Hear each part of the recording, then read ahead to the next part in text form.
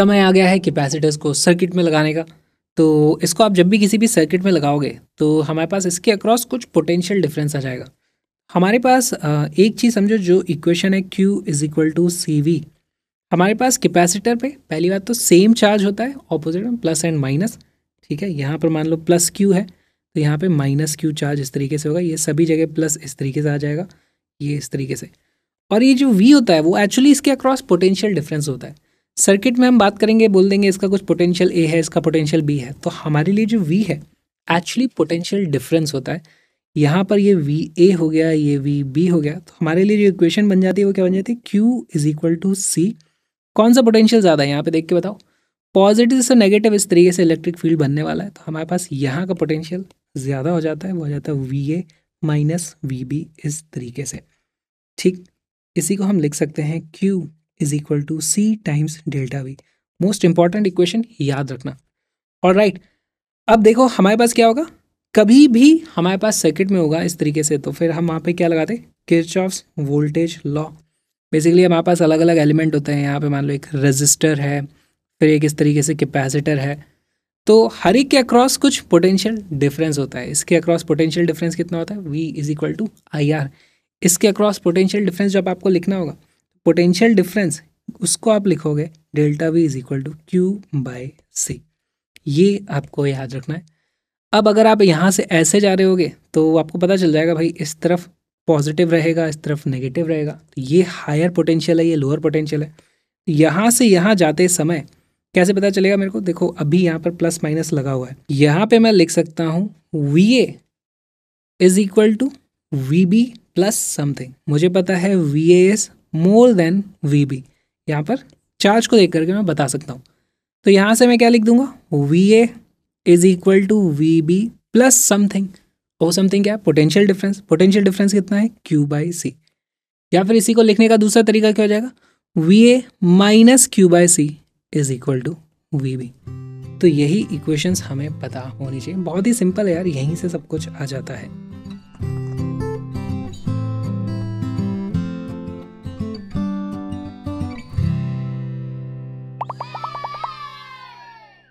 छोटा सा कॉन्सेप्ट है बैटरी का, बैटरी भी देख लेते हैं। बैटरी को ड्रॉ किया जाता है सर्किट में इस तरीके से, ये सारी चीज़ें तो आप जानते हो। ये वाला हमारा हायर पोटेंशियल पे होता है, ये लोअर पोटेंशियल पे होता है। बैटरी का काम है चार्ज को यहाँ से इधर फ्लो कराना, तो यहाँ पर इस तरीके से हमारे पास बैटरी में करंट होता है, ये करंट का डायरेक्शन होगा। अगर बैटरी का पोटेंशियल डिफरेंस V है तो बैटरी का काम है उसके अंदर के केमिकल का, यहाँ पे पोटेंशियल डिफरेंस V को मेंटेन करेंगे, उसके लिए जितना करंट भेजना होता है वो भेजते रहते हैं। तो बैटरी यहाँ पर एनर्जी का सोर्स होता है, एक्चुअली चार्ज का सोर्स नहीं होता है, चार्ज को बस वो फ्लो करा रही है। Battery is a source of energy not charge. ठीक है, बैटरी सिर्फ एक चार्ज नहीं देती। बैटरी से आप देखोगे तो नेट चार्ज तो जीरो होता है, जितना इधर देती है उतना इधर से ले भी लेती है। बैटरी एनर्जी प्रोवाइड करती है। अच्छा, work done by battery, work by battery वो कितना हो जाता है, वो हो जाता है V इंटू Q। जितना चार्ज इसने इधर भेजा है उतना मल्टीप्लाइड बाय उसके अक्रॉस जो पोटेंशियल डिफरेंस था।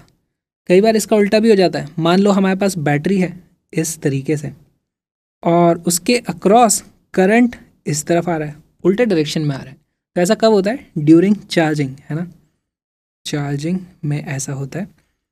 इस time work done on battery is equal to QV, यानी कि work done by battery is equal to minus QV। तो आपको ये वाली चीज़ों का ध्यान रखना है, बैटरी में कब वर्क हो रहा है, क्या हो रहा है। मेन चीज़ तो ये है। सेम चीज़ को आप टाइम से डिवाइड कर दोगे तो हमारे पास पावर बैटरी की जो आ जाती है वो आ जाती है V इंटू I।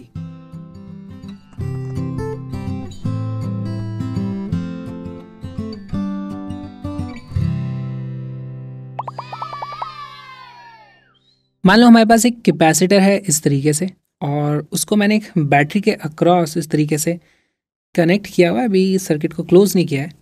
ठीक है, तो मैं यहाँ पर जैसे ही स्विच को क्लोज करूँगा यहाँ से कुछ चार्ज ऐसे फ्लो होगा, यहाँ पे प्लस Q आ जाएगा, यहाँ माइनस Q आएगा और ये इस तरीके से हमारे पास सर्किट कंप्लीट हो जाएगा। देखते हो उसमें एनर्जी की कैलकुलेशंस किस तरीके से होती हैं। सबसे पहली चीज़ तो एनर्जी कंजर्व रहती है हमारे पास। ठीक है, तो अगर मैं इसको क्लोज कर देता हूँ तो Q की वैल्यू कितनी आ जाती है, Q is equal to C V. इसके पास इतना प्लस Q इधर आएगा, माइनस Q इधर आएगा। प्लस Q इधर आया, मुझे कैसे पता चला, क्योंकि भाई इस सर्किट में करंट ऐसे तो यहाँ पे प्लस Q चार्ज एक्यूमुलेट हो जाएगा, यहाँ माइनस Q चार्ज होगा, क्योंकि वही निकल के इधर ऐसे वहाँ से चार्ज निकल के दूसरी तरफ गया है। ठीक है, Q is equal to C V आ गया। ऑल राइट, अब इस सिस्टम को अगर मैं देखूँ तो वर्क डन बाई बैटरी कितना होगा, वर्क डन बाई बैटरी की वैल्यू हो जाएगी Q times V। Energy stored in capacitor कितनी हो जाएगी half C V square. Okay, और यहाँ पर देखो मैं इसको लिख दूंगा, this is equal to half C V times V, और ये देखो C V is equal to Q होता है, तो हमारे कैपेसिटर की इक्वेशन है, इसको आप यहाँ पे रख दोगे तो इसकी वैल्यू कितनी आ जाती है, this is equal to half Q V. अब इसमें सवाल क्या पूछा जाएगा, कितनी एनर्जी का लॉस हो गया। तो देखो हमें ये देखना है कि भाई बैटरी ने वर्क किया था इतना, इसने इतनी एनर्जी निकाली, स्टोर इतनी हुई, तो बाकी कहाँ गई, वो यहाँ पे कहीं ना कहीं सर्किट में गर्मी और प्रोड्यूस हुई होगी, उसमें चली गई है, एनर्जी का कुछ लॉस हुआ है। तो यहाँ पे आप एनर्जी कंजर्वेशन लगा सकते हो, है ना। तो यू लॉस, जो एनर्जी का लॉस हुआ है उसकी वैल्यू हो जाएगी Q V minus half Q V, which is equal to half Q V. अच्छा, इसी को आप फिर से रीअरेंज करके लिख सकते हो, इसकी वैल्यू क्या आ जाती है, हाफ सी वी स्क्वायर। तो जितनी एनर्जी यहाँ से निकली थी और जितनी स्टोर हुई उसके बीच में रिलेशन है, इसने जितना वर्क किया उसका आधा ही यहाँ पर स्टोर होता है, आधा लॉस हो जाता है, काफ़ी ज़्यादा लॉस हो रहा है, 50% ही बच रही है हमारे पास, है ना, 50% लॉस। तो इस तरीके की चीज़ें पूछी जा सकती है। एनर्जी कंजर्वेशन के लॉ फिजिक्स में सभी जगह वैलिड है, कहीं पे भी क्वेश्चन घुमा फिरा के बनाए जा सकते हैं, हमें यही देखना था।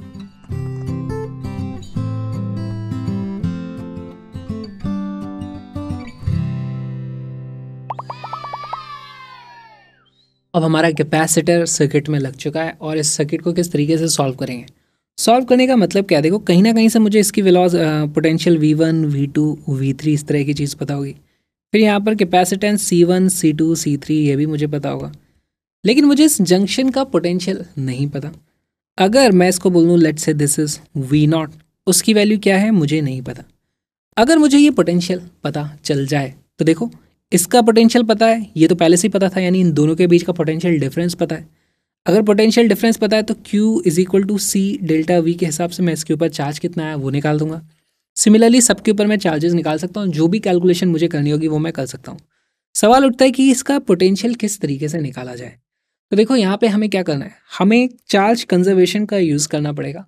आइसोलेटेड सिस्टम में चार्ज कंजर्व होता है। अब आइसोलेटेड सिस्टम कौन सा है, देखो यहाँ से इधर चार्ज आ सकता है, यहाँ से इधर चार्ज आ सकता है, यहाँ से इधर चार्ज आ जा सकता है, सभी जगह से। लेकिन अगर मैं इसकी बात करूँ, यहाँ से इस तरीके से एक सिस्टम बना दूँ, तो यहाँ पर इन तीनों प्लेट्स पे इनिशियली जो चार्ज था फाइनली भी वही चार्ज रहने वाला है। तो इसलिए हम एक बहुत ही सुंदर सा यहाँ पर एक आइसोलेटेड सिस्टम बनाएंगे। देखो ये हमारा आइसोलेटेड सिस्टम हो गया, ठीक है। तो इसमें नो चार्ज ट्रांसफर है ना, तो this is an isolated system. Isolated system में मैं लिख सकता हूँ Q initial is equal to Q final. Initially जब हमारे पास सर्किट था कोई पोटेंशियल कहीं कुछ नहीं थे, तो इसके ऊपर चार्ज की वैल्यू थी 0। बाद में कितना हो जाएगा उसके ऊपर चार्ज, लेट्स से यहाँ पर अब देखो कैपेसिटर में कभी पॉजिटिव हो सकता है, कभी नेगेटिव हो सकता है, कभी नेगेटिव हो सकता है, कभी पॉजिटिव हो सकता है, पोलैरिटी भी मुझे नहीं पता चल रही है। तो ऐसे केस में मैं क्या कर लेता हूँ, मैं अज्यूम कर लेता हूँ कि V0 इन सभी से बड़ा है ना। तो सबसे पहले हम ये करेंगे assume V0 more than V1 V2 और V3, ठीक है। अब मैंने ऐसा मान लिया है, तब मुझे पता चल गया कि यहाँ पर सभी के ऊपर प्लस Q मुझे लिख लेना है, ठीक है। यहाँ लिख दो प्लस Q1 लिखूंगा, यहाँ पे लिखूंगा प्लस Q2, यहाँ पे लिखूंगा प्लस Q3, ठीक। इस तरीके से मैंने लिख दिया। अगर वोल्टेजेस चेंज होंगे साइन वैल्यू अपने आप चेंज होकर के हमारे पास सही आंसर आ जाएगा। देखो यहाँ पर हम लिखेंगे Q इनिशियल कितना था 0 is equal to Q final कितना है Q1 plus Q2 plus Q3। Definitely इनमें से एक वैल्यू नेगेटिव आने वाली है, नहीं तो ये तीनों पॉजिटिव मिलकर के 0 तो हो नहीं सकते, अपने आप वो चीज़ें आ जाती हैं। Q1 की वैल्यू मैं क्या लिख सकता हूँ, Q1 की वैल्यू मैं लिख सकता हूँ C डेल्टा V, है ना। Q1 को मैं लिखूंगा C1 इंटू डेल्टा वी, उसके अक्रॉस पोटेंशियल डिफरेंस कितना है। तो अब मैं यहाँ से यहाँ का पोटेंशियल डिफरेंस देखूंगा, तभी तो यहाँ पर पॉजिटिव होगा। मैं मान के ही चल रहा हूँ कि वी नॉट ज़्यादा है वी वन से, तो इसलिए मैं लिखूंगा V not minus V one. Similarly मैं यहाँ पर क्यू टू किस तरीके से लिखूंगा, वो लिखूंगा C two into V not minus V two plus C three V not minus V three. Definitely यहाँ पर कुछ ना कुछ एक टर्म नेगेटिव आने वाली है, उससे पता चलेगा कि वी नॉट की वैल्यू इन तीनों से बड़ी तो नहीं हो सकती, लेकिन हम इस तरीके से लिखते हैं टू अवॉइड कन्फ्यूजन। नहीं तो आप यही सोचते रहोगे अरे इधर प्लस क्यू माइनस क्यू आपने अज्यूम कैसे कर लिया, इधर प्लस क्यू इधर माइनस क्यू, ये भी तो हो सकता था। उससे बचने के लिए हम इस तरीके से चीज़ें अज्यूम करते हैं।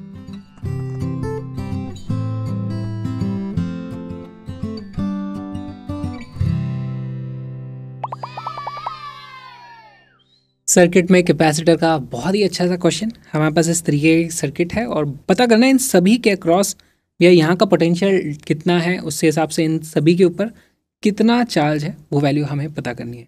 अच्छा, एक और चीज़, कैपेसिटर में जब भी अब हम लिखेंगे तो इस तरीके से नहीं लिखेंगे यहाँ पे प्लस क्यू था या माइनस क्यू था। हम बताते हैं कि अगर ये मेरा कैपेसिटर 1 है तो इसके अक्रॉस चार्ज कितना है, बस मैं इसी बात को बोलता हूँ। ये नहीं बोलता इस प्लेट पे प्लस क्यू था इस पे माइनस क्यू था, मुझे सिर्फ क्यू की वैल्यू पता करनी है। ऑलराइट, कैसे अप्रोच किया जाए? सबसे पहले तो यहाँ पर इस तरीके से हमारे पास बैटरीज लगी हुई हैं। ये वाली बैटरी है हमारे पास 10 वोल्ट की।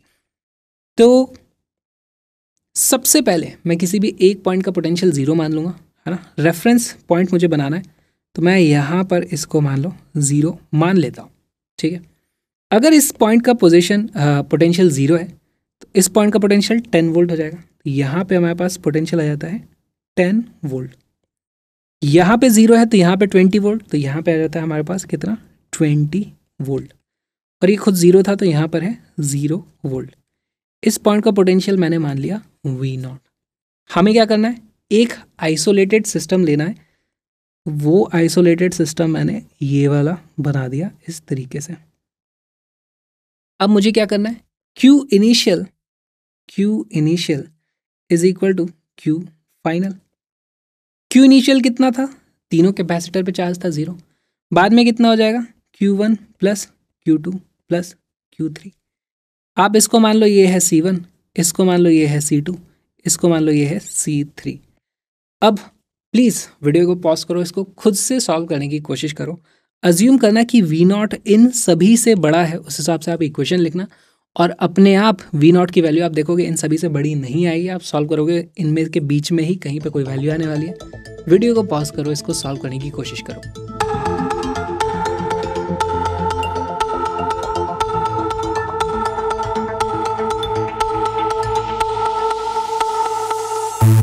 यहाँ पे हमारे पास इसका पोटेंशियल आ जाता है 10 वोल्ट और फिर उसके हिसाब से अभी चार्ज भी निकाल लेंगे। देखो कैसे आया, तो हमारे पास 0 is equal to Q is equal to C V होता है। तो यहाँ पर हमारे पास इसका पोटेंशियल हमने हायर माना है, तो हम लिखेंगे V not minus 10 into C one. तो उसको मैं लिखूँगा C1 into V not minus 10 plus C2 into V not minus 20 plus C3 into V not minus 0। इस तरीके से हमने इक्वेशन लिख दी। और राइट, यहाँ पे बस वैल्यूज़ रखते जाओगे तो देखो इसकी वैल्यू कितनी आती है। C1 की वैल्यू है 2 microfarad into V not minus 10 plus C2 की वैल्यू है 4 microfarad into V not minus 20 plus C3 की वैल्यू है 4 microfarad into V not minus 0। यहाँ पर सारे के सारे माइक्रोफैरेड इस तरीके से कट जाएंगे। हमारे पास जो वैल्यू आ जाती है वो आ जाती है 2V0 plus 4V0 plus 4V0 is equal to minus का वो उस तरफ जाके प्लस हो जाएगा 20, 80, 100। तो यहाँ से मुझे V0 की वैल्यू मिल जाती है इज इक्वल टू 10 वोल्ट। देखो मेरे पास V0 की वैल्यू आ चुकी है 10 वोल्ट। इस तरीके से हमने सॉल्व कर लिया। क्वेश्चन में क्या पूछा था, Q1, Q2, Q3 की वैल्यू बताओ। तो Q1 की वैल्यू कितनी आ जाती है, वो आ जाएगी C delta V, C1 delta V। C1 की वैल्यू है 2 माइक्रोफैरेड। इसके अक्रॉस पोटेंशियल डिफरेंस कितना है, ये 10 वोल्ट है, ये भी 10 वोल्ट है, तो पोटेंशियल ड्रॉप तो है ही नहीं उसके अक्रॉस। तो इसकी वैल्यू आ जाती है C1 into 0 which is equal to 0। Q2 की वैल्यू कितनी आ जाएगी, Q2 की वैल्यू आ जाएगी वो आ जाएगी C2 delta V which is equal to 4 microfarad multiplied by उसके अक्रॉस। अब देखो आप ऐसे लिखो यहाँ पर ये वाली वैल्यू आ चुकी है 10 वोल्ट, ये वाली आ चुकी है 20 वोल्ट। तो आप 10 माइनस 20 करोगे तो -10 आ जाएगा। यहाँ पे -10 करने की ज़रूरत नहीं है ना, उससे आपको खाली ये पता चलता है इस तरफ प्लस क्यों था, इस तरफ माइनस क्यों था। हमें तो बस मैग्नीट्यूड बताना है भाई, इस कैपेसिटर पे चार्ज कितना है। तो आप पोटेंशियल डिफरेंस का सिर्फ मैग्नीट्यूड यहाँ पर ले सकते हो। उसकी वैल्यू कितनी आ जाती है 20 minus 10 which is equal to सिर्फ 10 रहेगा, ये रहेगा 40 माइक्रोफैरेड। सिमिलरली Q3 की जो वैल्यू हो जाएगी वो जाएगी C3 into delta we, again ये रहेगा 4 माइक्रोफैरेड इंटू 10 यानी कि 40 माइक्रोफैरेड। हमने इस सर्किट को सॉल्व कर लिया। सबसे पहले ये पोटेंशियल पता किया, फिर उसके बाद तीनों के तीनों पे कितना चार्ज है वो चीज़ भी हमने पता कर ली।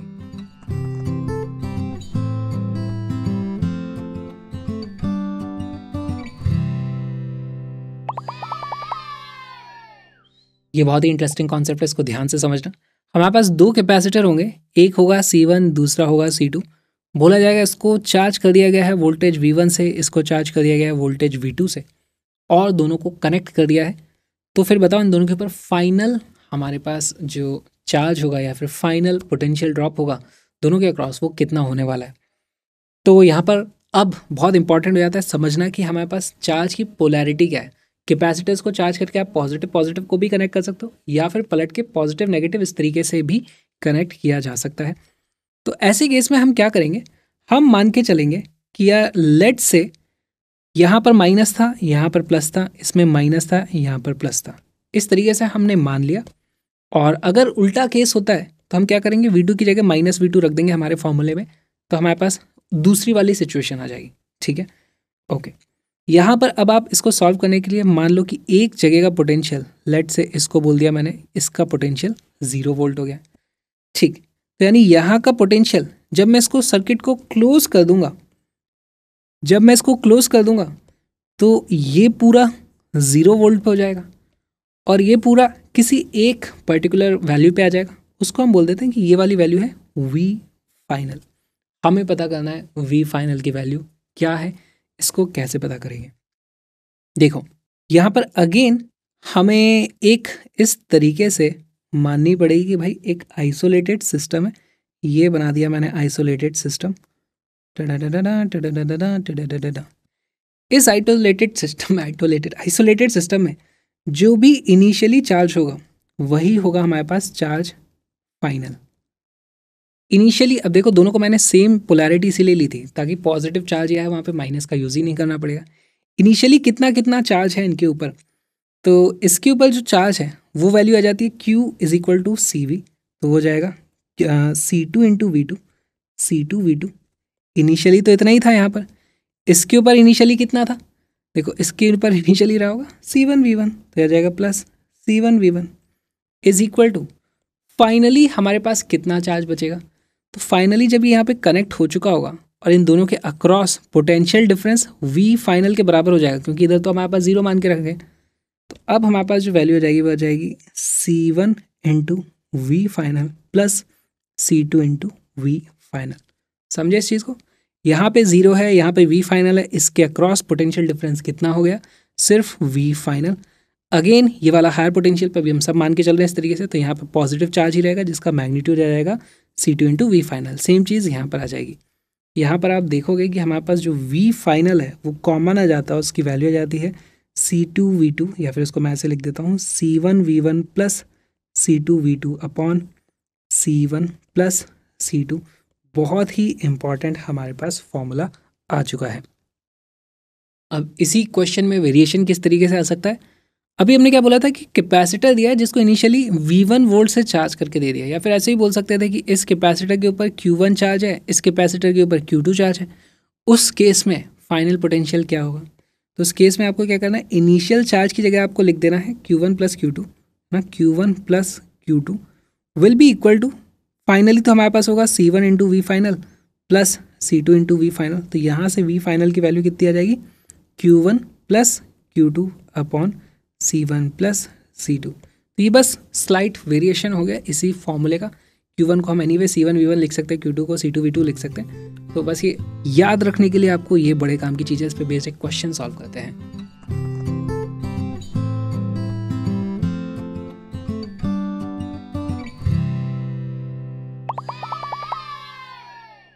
A 2 microfarad capacitor C1 is first charged to a potential difference of 10 volt using a battery.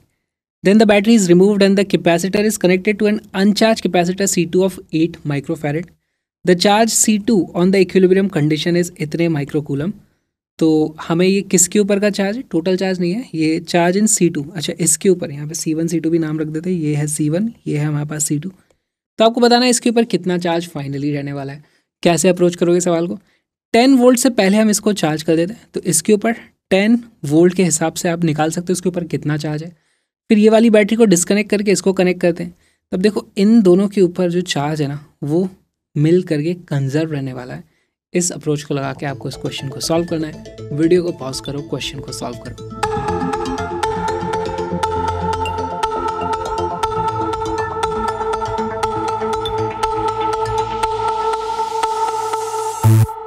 इसका करेक्ट आंसर है 16 माइक्रोकूलम। सॉल्व करना शुरू करते हैं।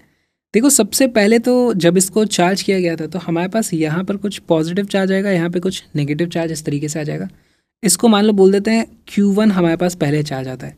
क्या कोई मुझे Q1 की वैल्यू बता सकता है? Q1 की वैल्यू कितनी हो जाएगी? C1V। C1 कितना है हमारे पास? 2 माइक्रोफैरड। पोटेंशियल कितना है? 10। तो ये आ जाता है हमारे पास 20 माइक्रोकूलम। इनिशियली हमारे पास इतना चार्ज था इसके ऊपर। फिर हमने यहाँ पर इसको इस तरीके से कनेक्ट कर दिया। अब देखो ये जो 20 माइक्रोकूलम है ना, वो इन दोनों प्लेट्स में मिल करके डिस्ट्रीब्यूट होने वाला है। और वो किस तरीके से डिस्ट्रीब्यूट होएगा कि दोनों के अक्रॉस पोटेंशियल सेम रहेगा। अगर ये पोटेंशियल आप 0 मान लेते हो तो यहाँ पे जितना भी चार्ज रहेगा उसके कारण यहाँ पर कुछ पोटेंशियल ड्रॉप आएगा, है ना। सिमिलरली यहाँ पे पोटेंशियल ड्रॉप होएगा, दोनों पोटेंशियल ड्रॉप सेम होने चाहिए। अब इसको लगाने का फॉर्मूला क्या हो जाएगा? पहले तो आप सीधे फॉर्मूला इसको मान सकते हो यार, ये V फाइनल रहेगा। तो V फाइनल की जो वैल्यू हो जाती है वो कितनी हो जाती है? C1V1 plus C2V2 upon C1 plus C2। Value कितनी आ जाती है? C1V1 की वैल्यू है हमारे पास 20 माइक्रोकूलम प्लस 0 अपॉन 2 + 8 यानी कि 10 माइक्रोफैरड। इसकी वैल्यू आ जाती है 2 वोल्ट। फाइनली हमारे पास इस पॉइंट और इस पॉइंट के बीच में 2 वोल्ट का डिफरेंस रहने वाला है। तो इसके अक्रॉस मैं पहले Q1 भी बता देता हूँ आपको। Q1 की वैल्यू कितनी आ जाएगी? वो आ जाएगी C1V, यानी कि C1V फाइनल वो आ जाएगा 2 माइक्रोफैरड इंटू 2 वोल्ट यानी कि 4 माइक्रोकूलम। इसके पास सिर्फ 4 माइक्रोकूलम बचता है। पहले था 20 माइक्रोकूलम, बचा हुआ कहाँ गया होगा? इसके ऊपर आ गया होगा। कितना आया होगा? 16 माइक्रोकूलम। तो हमारे पास आंसर तो आ चुका है 16 माइक्रोकूलम। या फिर आप सॉल्व भी कर सकते हो। Q2 की वैल्यू कितनी हो जाएगी? C2 into V final. उसकी वैल्यू कितनी आ जाती है? C2 की वैल्यू है 8 microfarad multiplied by 2 volt which is equal to 18 नहीं आएगा, 16 माइक्रोकूलम। तो हमारे पास आंसर आ जाता है 16 माइक्रोकूलम। यही हमें इस क्वेश्चन में समझना था। चार्ज बैलेंस से अगर हमें सेम चीज़ निकालनी होगी तो आप कैसे करोगे? इनिशियली यहाँ पर टोटल चार्ज कितना था? इनिशियल चार्ज देखो Q initial is equal to Q final. अब इस तरीके से करते हैं। इनिशियली हमारे पास टोटल चार्ज यहाँ पे कितना था? इसी के ऊपर था 20 माइक्रोकूलम, इस पे तो 0 था। तो हो जाता है 20 + 0 will be equal to charge final. Charge final कितना हो जाएगा? उसकी वैल्यू हो जाएगी C1 into V final plus C2 into V final. यहाँ से भी V फाइनल की वही सेम वैल्यू आने वाली है 20/10। इसकी वैल्यू हो जाएगी 2 वोल्ट। सेम चीज़ है, एग्जैक्ट सेम चीज़ यहाँ पर भी हो रही है। ये जो छोटा सा वीडियो अभी आपने देखा वो एक छोटा सा पार्ट है एक बहुत ही प्यारे से फिजिक्स के फुल सिलेबस क्रैश कोर्स का, जिसमें 11th और 12th दोनों की कंप्लीट फिजिक्स कवर कराई गई है। इसी तरीके से कलरफुल नोट्स के साथ में, जिनकी PDF तो एक्चुअली आप फ्री में डाउनलोड कर सकते हो। कहाँ से डाउनलोड करना है? JEE.crashup.in, लिंक मिल जाएगा डिस्क्रिप्शन में। वहाँ पे जाओ, फ्री PDFs को डाउनलोड करो, प्रिंट लो, अपनी अच्छे से तैयारी करो। उसमें बहुत सारे PYQs भी हैं।